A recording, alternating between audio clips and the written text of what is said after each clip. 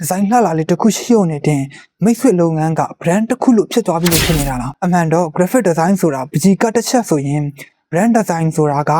အဲ့ဒီပကြီးကကိုဘယ်သူကဝယ်မှာလဲဘာကြောင့်ဝယ်မှာလဲဆိုတော့ strategy တစ်ခုလုံးပါဒီနေ့မှာတော့ designer လောကထက်မှာလူတော်တော်များများမှားနေကြတဲ့ graphic designer နဲ့ brand designer တို့ရဲ့ကွာခြားချက်ကိုကျွန်တော်ရှင်းပြပေးသွားမှာဖြစ်ပါတယ်ကျွန်တော်ကတော့ရာဂျူဖြစ်ပါတယ်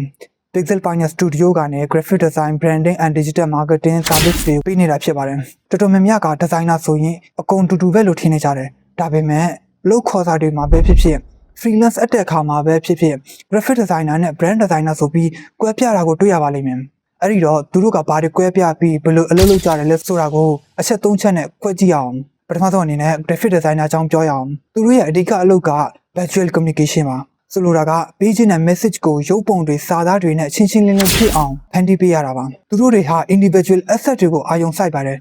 ဥပမာအနေနဲ့social media post တွေ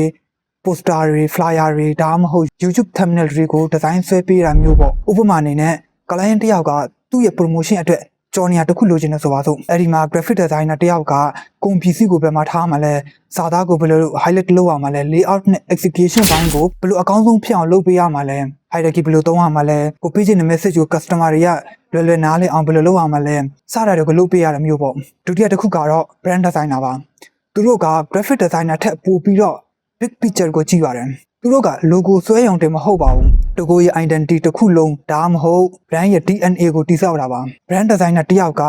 ဒီ brand ကလူတွေကိုဘယ်လိုခံစားချက်ပေးမှာလဲသူ့ရဲ့ target audience ကဘယ်သူလဲဆိုတာကို strategy အရင်ချပါတယ်အဲ့ဒီ strategy နဲ့ကိုက်ညီမဲ့ color pattern တွေ typography နဲ့ visual identity ကိုဖန်တီးပေးတာဖြစ်ပါတယ်ကျွန်တော် freelance service ပေးတဲ့အခါလုပ်ငန်းရှင်အသစ်တွေဆိုရင်ကျွန်တော်က brand designer အမြင်နဲ့အရင်တိုင်းမြင်ပါတယ်ဥပမာအနေနဲ့မိတ်ဆွေရဲ့လုပ်ငန်းက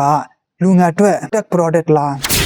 ဒါဆိုရင်စာလုံးအဝိုင်းတွေတောက်ပိုက်တဲ့အကြောင်းတွေသုံးရမယ်ဒါမှမဟုတ် luxury brand လားဒါဆိုရင် elegant ဖြစ်တဲ့ series form တွေသုံးပြရမှာtarget audience ကဘယ်သူလဲယောက်ျားလေးလားမိန်းကလေးလား age group ကဘယ်လောက်လဲသူတို့က income အနေနဲ့ middle class လား upper class လားစတာတွေကိုအများကြီးစဉ်းစားပြီးမှအဲ့ brand နဲ့ live ဖက်တဲ့ content တွေ design တွေကိုဆွဲပေးရတာဖြစ်ပါတယ်။အနည်းချုပ်ရရင် graphic designer ကလက်ရှိပြဿနာကိုဖြေရှင်းဖို့ tools တွေကိုသုံးပြီးအလှပဆုံးဆွဲပေးရတာဖြစ်ပါတယ်။ It's about how it's look right now. brand designer ကတော့အနာဂတ်အထိခိုင်မာအောင် strategy ကိုသုံးပြီး